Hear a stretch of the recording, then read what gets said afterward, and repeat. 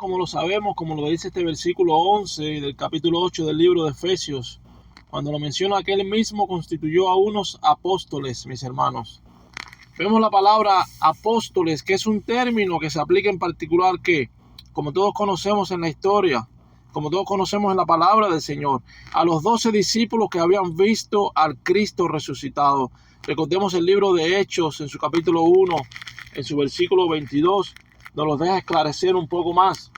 Comenzando desde el bautismo de Juan, recordemos cuando Juan estaba bautizando a las personas, hasta el día en que entre nosotros fue recibido arriba, uno se ha hecho testigo con nosotros. Y miren lo que dice más adelante este versículo, de su resurrección. Recordemos, este es un aspecto claro que nos menciona la palabra del Señor, incluyendo sobre todo a Matías. Recordemos que Matías había reemplazado a Judas más adelante. Pablo también fue llamado apartado de forma única como el apóstol de Jesucristo a los gentiles. Recordemos lo que nos dice Gálatas en su capítulo 1, en los versículos del 10 en adelante, más o menos por el 15.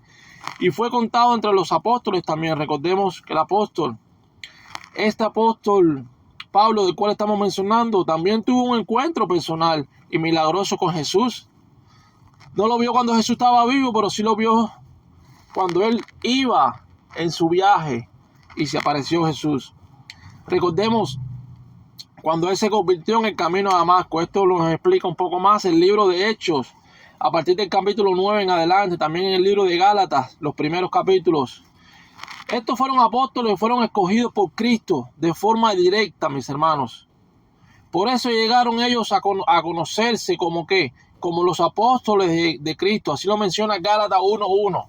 Versículo fácil de aprender. Gálatas capítulo 1, versículo 1. También en Primera de Pedro 1:1 nos habla más de esta información.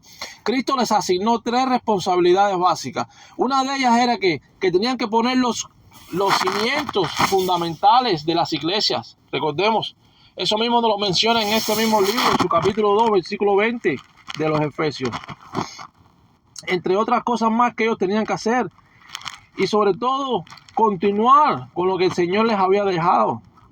Continuar día a día. También ellos tenían que recibir y declarar y escribir la palabra de Dios. Tenían que llevar todo como el Señor les había dicho.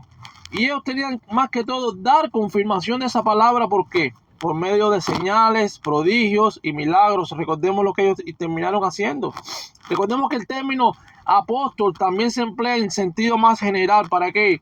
Para designar a otros hombres en la iglesia primitiva. Recordemos a Bernabé, está en Hechos capítulo 14. Recordemos a Timoteo en Primera Tesalonicenses capítulo 2.